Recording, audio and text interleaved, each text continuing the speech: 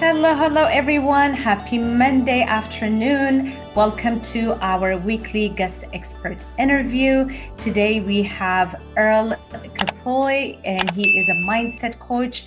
I am excited to have this conversation with you guys or with Earl, and for you guys to hear where he started off and where he's at, and kind of eliminating the taboo over trauma and just talking about it and coming up with the solution to best help those who struggle with either childhood trauma, adult trauma, whatever it is. So Earl is the expert in that, and I want to go ahead and bring him without further ado so we can hear from him. So hello, Earl. How are you? Hello. Good. Hello. Awesome. It's great to have you. Earl, before we kick off the interview, I would like to give you an opportunity to introduce yourself. Sure. So my name is Earl Capule. I was born and raised in Hawaii, and I'm now living in San Diego, California. And I've been on my self-development journey for about 12 years now. And over the last few years, I've been helping people with their own mindset based on all the things that I've learned over time when it comes to trauma and healing and self-belief, things like that. So I started in solar, knocking doors, and eventually I got better at communicating with homeowners, and they made me a manager. And as a manager, I started to train my team on how I got the success that I was getting. And I found that I liked teaching other people and what. You're talking for households. You're talking solar. We're talking about solar panels, things like that. Oh, yes. Sorry.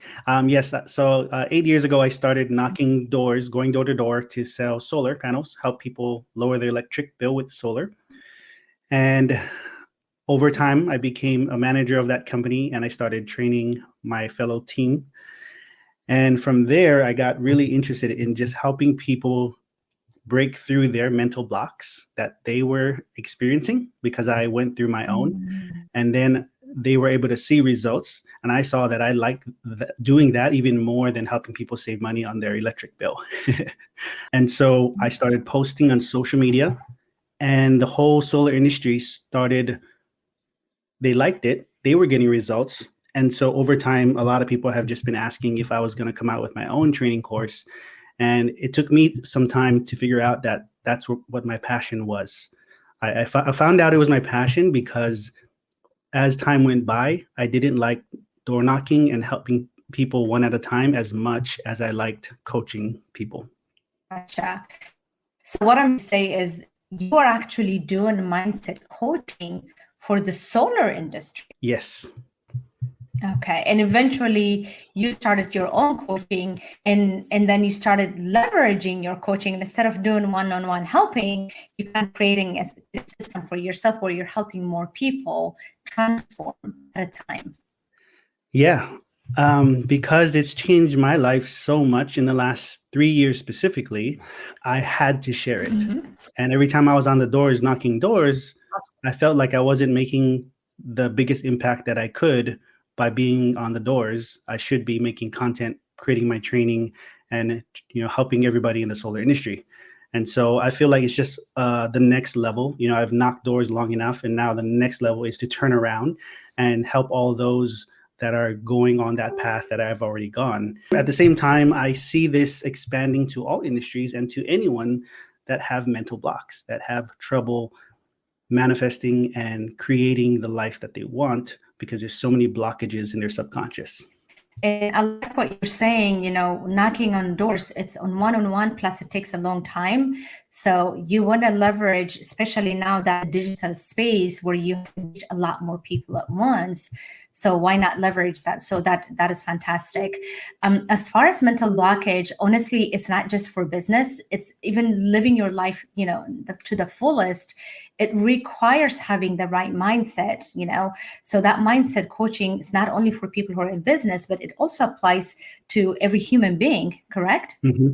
Correct. Yeah. I mean, parents, teachers, students in school. I mean, everybody needs a shift in their mindset based on, the last 50 to 100 years.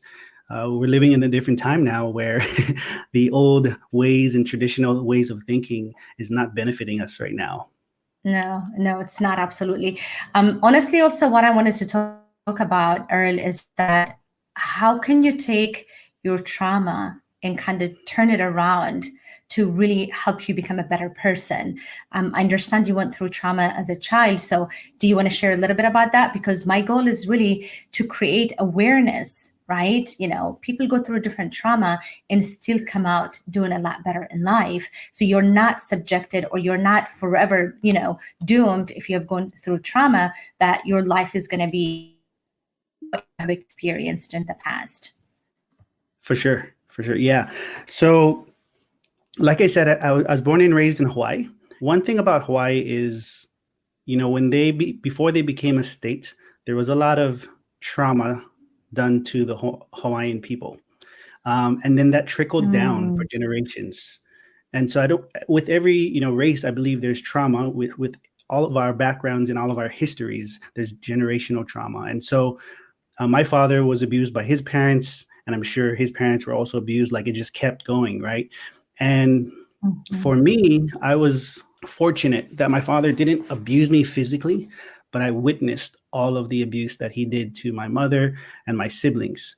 Almost every night, he was an alcoholic and would come home, party with his friends. And after his friends left, was just left with a rage because of all of his trapped emotions and of his trauma from his childhood.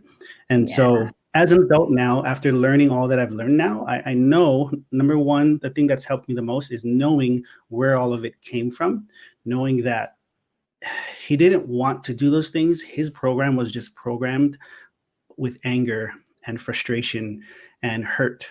And we all know the saying, hurt people hurt people. And I love the second part of it that people have added is healed people heal people. And so just understanding that he wasn't trying to hurt people on purpose. It wasn't because my mom and my siblings were unworthy or they deserved it or anything like that. And so I just really had to put myself in his shoes and see why it all happened. And there was an experience I had with my father where he opened up to me about all of that, and he was crying, and he felt really sorry about it. And that was the first time I've ever seen him cry. At this point, I was 25, and he had been off of drugs for a few months, actually. So it's not even a long time at that point, but he was starting to release all that energy. So I think just looking at your trauma and understanding that it wasn't meant for you, and it wasn't personal, and know that it comes from a place of generational trauma, generational hurt, and you can be the one that stops it. You stop it at yourself, and then from there, start generational love and generational healing. Yeah. And this is a great, Earl, for you, especially, number one, you are fortunate enough to come out of that trauma and be able to heal. And now you're healing other people, but also you were able to witness your dad, admitting to what happened and, apologizing. And now at least he's at a point where he knows that it was wrong. He stopped some of the behavior that was causing that, right? And so for you, not only you broke the generational trauma, right? In the future generation, your children and your grandchildren will not have to witness that because you broke that trauma. Yes. So that is incredible. And now, you change the trajectory of, how your family and your future generation is. And also you're helping other people. And I'm sure that your dad is also learning some lesson from you to better himself and live better the remainder of the life that he has left. I noticed that, he still smokes cigarettes, but when I'm around, he tries not to. And I don't even say much to them. It's not like I say, hey, don't do that anymore. But it's almost as if deep down he knows that he needs to take care of himself. And when he sees me taking care of myself, he understands that maybe I should do that too. Right. With the cigarette, he's pretty much only affecting himself, right? But with drinking, it's altering your brain, it's altering how you operate, and that's where you affect other people. So if he stopped the drinking, that's like a positive move, right? It's a big deal. Yeah, that was a big deal for him. And then for you, it is great that you're comfortable enough to talk about the trauma so you can teach other people, you can heal other people. Unfortunately, with some cultures, and even here, it was a taboo to talk about your trauma. It was a taboo to talk about your family history. And we're getting away from that, which is really great. And that's why I really want to talk about this, because we got to be able to talk about our trauma so we can get the solution. It's like you go to a doctor, you talk about your pain and get a medication. Why is it so hard for people to talk about trauma and seek help? Yeah, I mean, it's. I know a big part of it is, society has made it seem that if you talk about it, it means you're weak. You're weak. um, Exactly. Also, that like it's just a part of life. You whoop your kids. That's just how it goes. Like that's how you teach them. But I am happy to see that there are things that are coming out in movies and shows and stuff where they're redirecting that anger and frustration with children and teaching them through questions and just having a conversation with them. And so I can see the changes happening, and those type of things will happen less and less and eventually not happen at all. Absolutely. Yes, it's becoming normalized now to talk Yeah. about your pains, especially this in digital space, as you can see. That's how Yeah. we really connect with people, right? Because we're not face to face, we're not in the same room where we can network. So Yeah. being really authentic and talking about, our story, what we have gone through, that's what connects us with each other. So it has become normal in the last few years. And I'm hoping that it's going to continue. And it is going to continue because people are realizing the benefit of it, right? As you talk about Oh yeah. issues, as you talk about pain, you're getting a resolution, you're getting, help with that. People are going through Yeah. these healing journeys because they have spoken about it. And Oh yeah. those that are afraid to speak, and I'm hoping that these conversations are going to encourage them to really come through, because sitting in your pain is not going to help you. You really got to Oh yeah. step on your pain and look forward to really, leave that behind and, kind of manifest a better future. For sure. One thing I wanted to share, if there are any men watching this, but it's also for anybody, but specifically Mhm. men, in 2020, I had an experience where I cried really hard. And as long as I've been with my wife Mm. for 7 years now, or at that time, 5 years, she'd never seen me cry. And she would always ask me, how Mhm. come you don't cry? Or like we're watching a sad movie, she cries, nothing for me, right? And I tell her it does feel sad. I don't know why I can't cry or I don't cry. And almost out of nowhere, I started crying. And well, an ambulance was driving by. We could hear it. And I looked over to my wife and I remembered that she told me every now and then, not every time, when she hears an ambulance, she would stop and pray for the person in the ambulance. And so when I saw Wow. her eyes were closed. So then I closed my eyes and I said, I'm going to pray for that person too. And I started praying, I hope this person is okay. I hope they find peace. I hope, they get out of it safely. And then a thought came to my mind. What if they don't even want to be here anymore? Right? Like maybe Mm. they're going through a heart failure or whatever the case might be. But what if deep down they don't even want to make it out of it because they've been in so much emotional and spiritual pain that they don't even Pain. care about the physical pain. It's the emotional and spiritual. Their heart literally is broken from not getting enough love in their life. And that hit me hard. And I started crying about that, just putting myself in the shoes of someone that never received, like barely received any love in their life, that they would rather not be here anymore. Oh, yeah. So I opened my eyes from that prayer and I just started bawling and crying really hard. And my wife was like, "Why are you crying?" She had no idea what was going on. And she's like, "Why are you crying?" And then I told her. But after that scene, after going through that scene of knowing that someone might not even want to be here, I Mhm. thought maybe they'll be happier though. Maybe they'll be happier wherever it is they go, and they would have more peace because they've tried for a long time and it just wasn't happening for them. So I saw that I could see it as a good thing. Like now they're just passing on, Mhm. and maybe they'll come back around to a way better life. And that made me happy. And then also knowing that we're gonna get to that point where that type of life exists here on planet Earth. You don't have Yeah. to wait till you die to go to heaven. It can be here, heaven here on Earth, and that made me Right. happy. And so from that point on, I realized that crying does not make you weak. Crying is not a weakness. Crying is not something only girls do. You know how they always say, "Oh, are you a girl or why are you crying?" to boys and men, and Right. everyone has tear ducts, and crying is a human trait. And I saw that It is. it was releasing energy. It was releasing trapped energy that we've held on to almost our whole life. And so crying can be Right. amazing for trauma.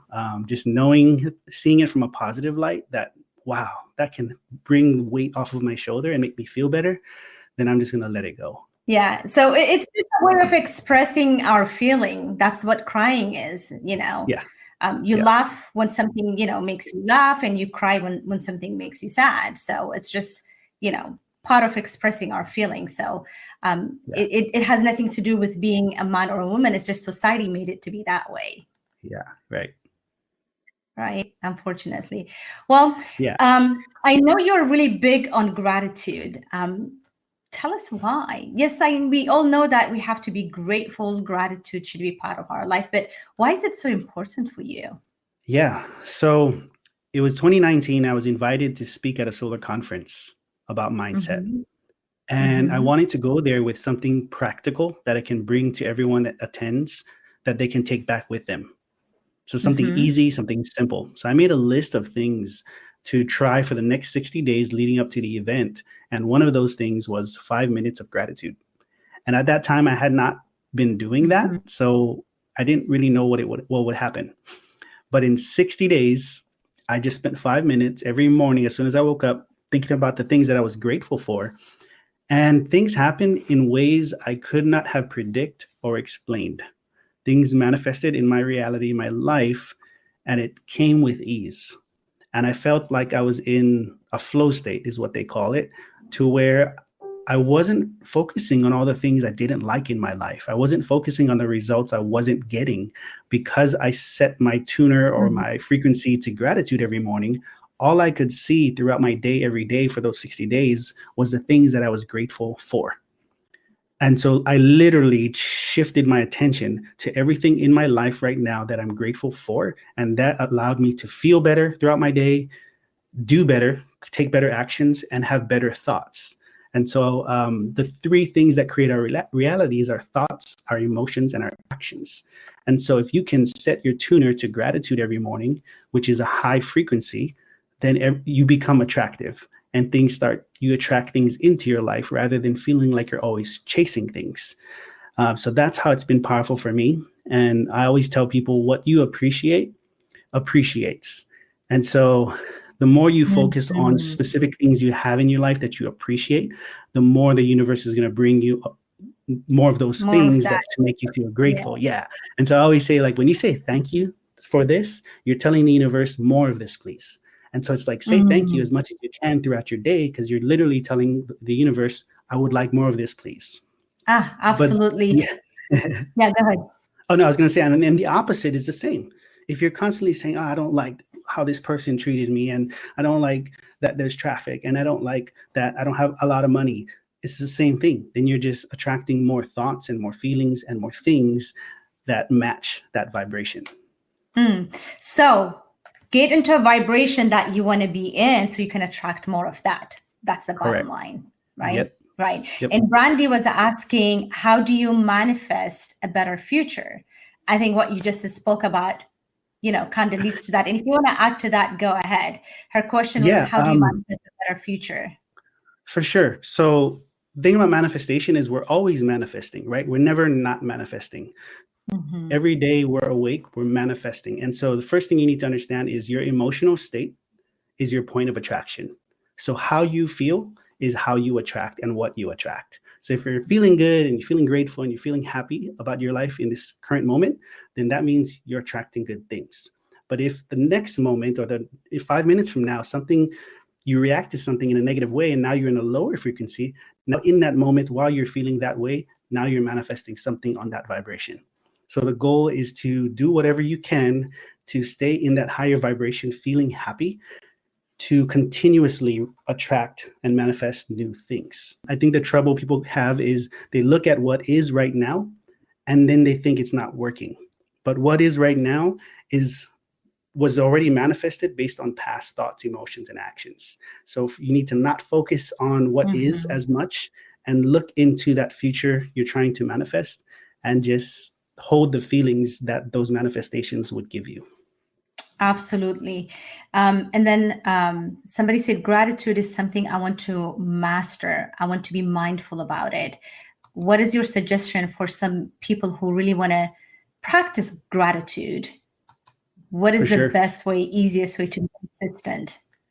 Yep. So I would do a 30-day gratitude challenge with yourself, and then find people Mm, to do it with you, right? And you can do it in a Facebook group, you can do it on a WhatsApp or a text thread, but do 30 days every day, and do it right when you wake up.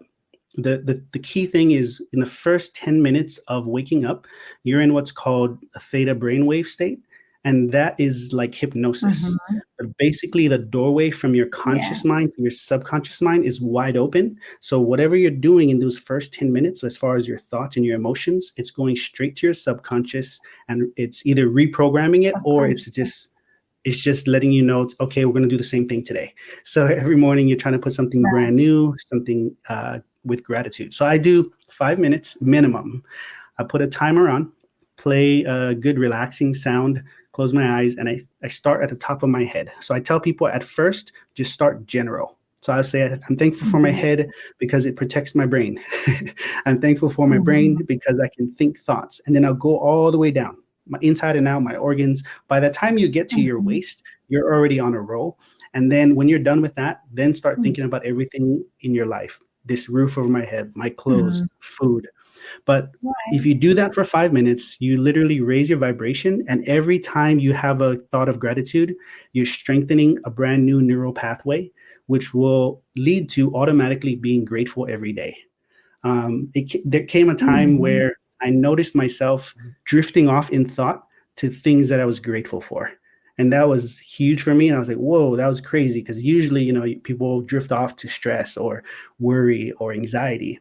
So it took me about 30 to 60 days of just constant consistency to where now my neural pathways always drift to gratitude.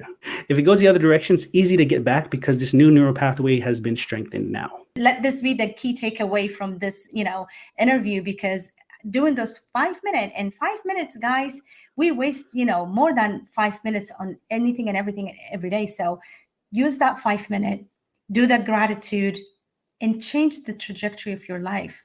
Now, for those people that are struggling with trauma and that are struggling with opening up or seeking help, what do you recommend? What are the signs that they should look for? And what are the first thing that they should be doing so they can start getting into that healing journey? For sure. So if they feel uncomfortable to talk to anybody at first, that's Mm-hmm. okay. There's a step for you to take before getting there where you're ready, right? And so I believe that step would be looking for people that are sharing things that can help you, whether it be on TikTok or YouTube, and follow their content. There are a lot of people putting out a lot of good free Good content when content. it comes to trauma, and follow them for a little bit, right? Learn more, because the more you learn about it, the more power you're going to have to then go talk to someone, because knowledge is power. So I believe that at that stage, you still need a little bit more knowledge as to what it is you're dealing with and why you're dealing with it. And there's a lot of information out there already for that. And then eventually you'll get Mm-hmm. to the point where you're ready to talk to someone. Talk to Absolutely. yourself about Absolutely. it. Have conversation with um, yourself. Yeah, Right. yeah.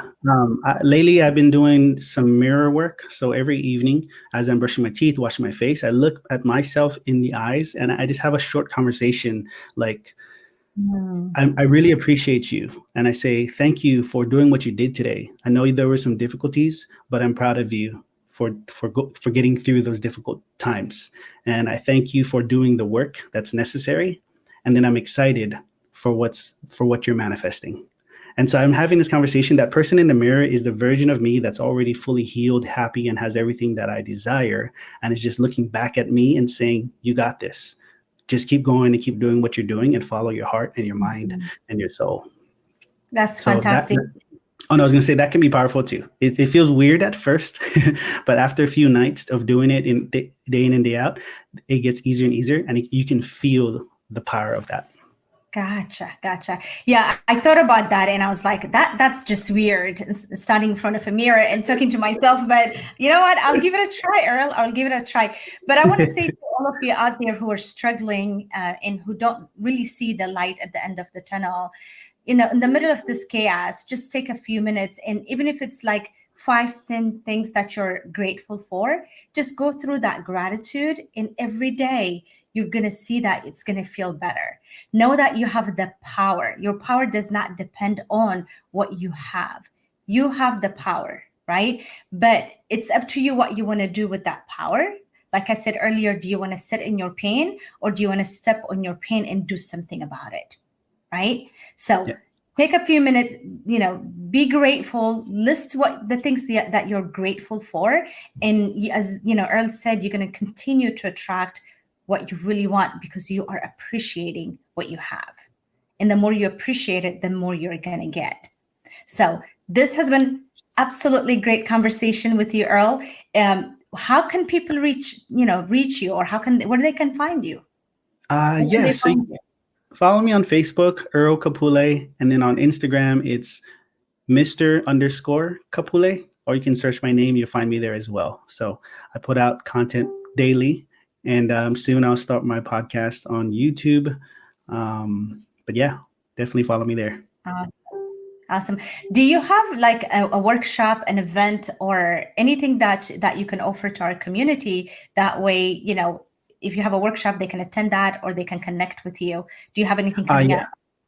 up? I will be doing a workshop soon. I don't have a date yet, but join on Facebook. I have a group called the Gratitude Mindset. So join the Gratitude Mindset group in Facebook. And when I do that event, it'll be in that group. So I will let you guys know when the dates will be, but it'll be there. Fantastic. Well, this was pleasure having you. It was great conversation. I always like to invite guests that bring a different, point of view to the things that we do every day. So I'm grateful that you accepted our invite. It was a pleasure talking to you, Earl. Thank you so much. We'll definitely reconnect again. Thank you. Well, everyone, I hope you guys enjoyed this interview. It was just a great topic, because a lot of times, like I said, it's such a taboo, and people just kind of, walk around, the bush, or, beat around the bush, because they don't want to really talk about trauma. They don't want to bring up their past history. And then in order to get healed, you really need to bring that past history to the surface and really address it. And if you don't address it, it's really it's going to get bottled up, and it's going to cause you to really projecting that into other people, into your own children, to the future generations. So just take a moment, stop and see, where are you struggling? Why are you struggling? And just seek out for help. You don't have to deal with this by yourself. In this day and age, everything is in our fingertips. So go reach out, just like Earl said. Find somebody that you really like and resonate with, and listen to them. There are a lot of free contents that can support you. And then eventually, if you want to work with someone, one-on-one, and get professional help, you can also do that. But do not ignore it. Try to address it. You have the power in you. So definitely do not ignore it. Take control, take hold of your life, reach out for help, and you can do it. Whatever struggles that you have right now, you can get out of it. All right. So I enjoyed, being here and having this conversation with Earl. And we're going to have another guest next week. As you know, we have every Monday, we have guest expert interviews where we bring different expertise and share their background, what they do, and just kind of share, their experiences and what would benefit you. That way you can really take advantage of the different expertise that we bring to this community. So we'll see you guys on, next Monday on another expert interview. Tomorrow, we're going to have our e-com cash injection workshop at 12 Central. So we'll see you then. Until then, you guys have an awesome week.